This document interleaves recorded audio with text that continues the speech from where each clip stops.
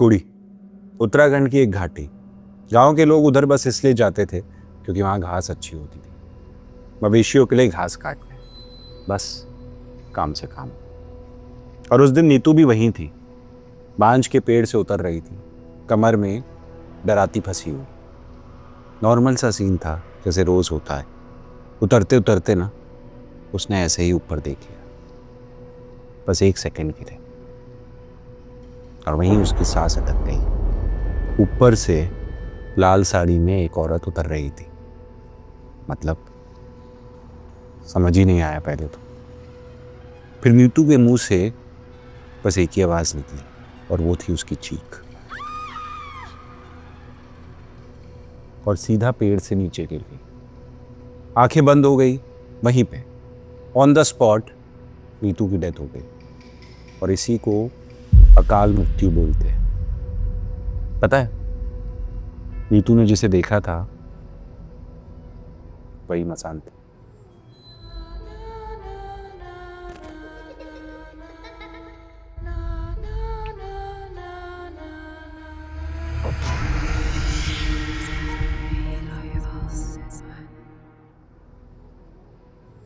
वहां के स्थानीय लोगों का कहना है मसान हर गधेरे में होता है, और हर गधेरे का मसान अलग होता है। कोई खून मांगता है तो कोई जीवन, कोई बलि तो कोई पूजा।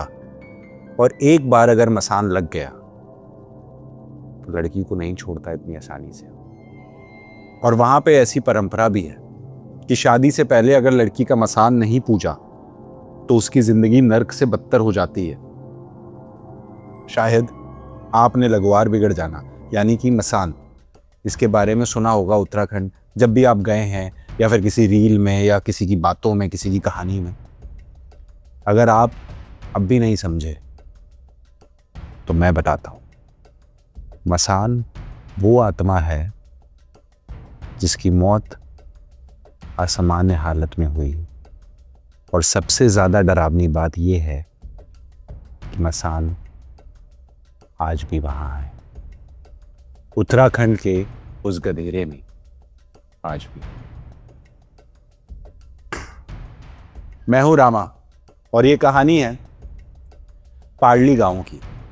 और हाँ, मैं पहले ही बता देता हूं कि इस कहानी के जरिए हम किसी अंधविश्वास को बढ़ावा नहीं दे रहे हैं। हम केवल सदियों से चली आ रही उस कहानी को सबके सामने लाने की कोशिश कर रहे हैं। अंजलि 19 साल की लड़की थी, रिसेंटली कॉलेज ज्वाइन करा था, अपने दोस्तों के साथ टाइम स्पेंड करती, नॉर्मल लड़की, बिल्कुल नॉर्मल। लेकिन एक रात ने उसकी पूरी जिंदगी बदल के रख दी। वो अपनी एक सहेली के घर से लेट नाइट वापस आ रही थी। रात के लगभग 10 साढ़े 10 बज रहे थे। अमूमन गाँव में स्ट्रीट लाइट्स नहीं होती, बस चांद की रोशनी, और वो भी क्लाउड्स की वजह से धुंधली। बदकिस्मती से उसके घर का रास्ता एक गाढ़ गधेरे से होकर जाता था।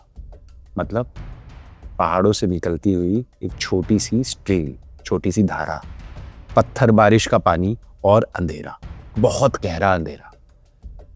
अंजलि धीरे धीरे चल रही थी। फोन ने फ्लैशलाइट ऑन किया था, और तभी एक काले पत्थर से उसका पैर लग गया। वो चिल्लाई, दर्द से नहीं, दर्द से। उसका पूरा नाखून टूट गया, पूरा का पूरा, अंगूठे का, और खून टपकने लगा। इमेजिन करो उस पेन को। रात के अंधेरों में अकेली थी वो, और इतना दर्द कि वो वहीं बैठ गई, रोती हुई, हाथ से पैर पकड़ते हुए। खून रुक ही नहीं रहा था। तभी अचानक किसी ने उसके बाल खींचे, और उसके बाल खुल गए। उसने हाथ मारा सर पर, क्लिप थी ही नहीं। वो सडनली घबरा गई। जय हनुमान ज्ञान गुण सागर, जय रक्षा करो, रक्षा करो, उसने मन में कहा। तभी निकलते टाइम फ्लैशलाइट में उसने देखा जिस पत्थर पर उसका खून गिरा वो बहुत अजीब सा था, बिल्कुल काला, चारोखार, जैसे किसी ने उसको जलाया हो, और उसकी सरफेस पे जैसे कोई स्थापित मंदिर हो। लेकिन अंजलि को उस वक्त कुछ समझ नहीं आया, बस दर्द था। वो उठकर दर्द सहते हुए घर की तरफ चलने लगी, और अचानक से तेज हवा के साथ उसे एक इस पर सुनाई दिया, अंजलि। उसने सीधा पलट कर देखा और फिर लगभग आधे घंटे बाद अंजलि घर पहुंची। मम्मी ने खाने के लिए पूछा, लेकिन उसने मना कर दिया और जाके सो गई। पहली रात आराम से कट गई। वो तो भूल भी गई थी कि पिछली रात क्या हुआ था। और फिर अगले 2 दिन तो नॉर्मल थे। अंजलि की माँ ने दवाई लगाई, पैर बांधा, पूजा करी, घर का काम चलता रहा। लेकिन तीसरे दिन अंजलि को तेज बुखार आया। 102, 103, 104। दवाई काम नहीं कर रही थी। आधी रात हो चुकी थी। उसकी माँ अब भी उसके साथ बैठी थी और तभी, छोड़ो मुझे, छोड़ो मुझे, मत खींचो, खींचो मत, छोड़ो मुझे। अंजलि नींद में डरते हुए चीखने लगी। उसकी माँ डर गई। अंजलि, अंजलि क्या हो रहा है तुझे? बेटा, बेटा उठना, बेटा। और अचानक अंजलि शांत हो गई। लेकिन अंजलि बेहोश थी, नींद में थी, बड़बड़ाती जा रही थी, बोलती जा रही थी, चीख रही थी, जैसे कोई उसके गले में बैठ गया हो, उसका गला दबा रहा हो। और तब उसकी माँ ने नोटिस किया कि अंजलि के पूरे बदन पे नीले निशान थे, जैसे किसी ने उसको पकड़ा हो जोर से। उसके हाथ पे, कमर पे, गर्दन पे। घर में कोई नहीं था, सिर्फ उसकी माँ और वो। चौथे दिन अंजलि उठी नहीं रही थी, बेहोश पड़ी थी, सांसें चल रही थी लेकिन आंखें बंद, जैसे कोमा में हो। सुबह को उसने गांव के डॉक्टर को बुलाया। डॉक्टर ने चेक किया, मुझे कुछ नहीं समझ आया। और डॉक्टर जो खुद पहाड़ी था, दवाइयों के साथ विभूति लगाना जानता था, तो अंजलि का हाथ पकड़ते ही उसने सीधा कह दिया, बहन जी, ये मेडिकल प्रॉब्लम नहीं लग रही, कुछ और है। अंजलि को किसी डंगरिया को दिखाओ, शायद लगवाड़ लगा है। अंजलि की माँ मान गई और तब गांव के बुजुर्ग लोगों ने कहा, तो इसको डंगरिया के पास ले जाओ, अभी देर मत करो, ले जाओ। उसी रात अंजलि के पापा आ गए, सब इकट्ठा हो गए और घर में लगाई गई जागर। पता है, उत्तराखंड में ये कॉमन है। उनके यहाँ देवता आते हैं, जैसे गंगनाथ, गोलजीव, हरजीव, ये सब। और जागर लगाने वाले को बोलते हैं डंगरिया। डंगरिया मतलब समझो वो लोग जो देवता को बुलाते हैं, जागर लगाते हैं, बुरी ताकतों से लड़ते हैं। उत्तराखंड में इनका बहुत मान है। तो अंजलि के घर के अंदर ही जागर लगी। रात को पूरा गांव इकट्ठा हुआ, ढोल बजने लगा, डंगरिया ने धुनी जलाई, धुआं उठने लगा, मंत्र पढ़ने लगे और फिर उसमें राग आ गया। वो नाचने लगा, तेज, बहुत तेज, क्योंकि देवता आ गए थे उसके अंदर। और तब अंजलि जो बेहोश पड़ी थी वो उठ गई, लेकिन वो अंजलि नहीं थी। उसकी आंखें बिल्कुल अलग थी, खाली, डेड, जैसे कोई उसके अंदर से देख रहा हो। और उसकी आवाज बदल गई, भारी, डरावनी, मर्दाना।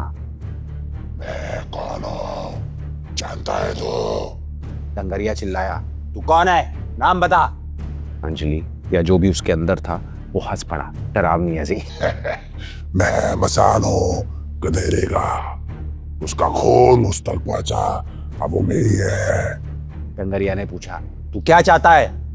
अंजलि के मुंह से आवाज आई, काला बकरा बलि चाहिए, वही गधेरे पे, वरना ये लड़की मर जाएगी। रास्ता मिल चुका था। उसी रात को गधेरे में बलि दी गई।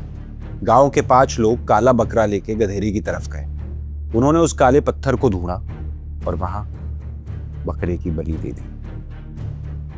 लेकिन अगले पल जो हुआ मैं शायद कभी भूल नहीं पाऊंगा। वो बकरा बिना सर के उठकर भागने लगा। हाँ, बिना सर के। ये क्या हो रहा है पूजा में? क्या हो रहा है ये? एक आदमी बोला।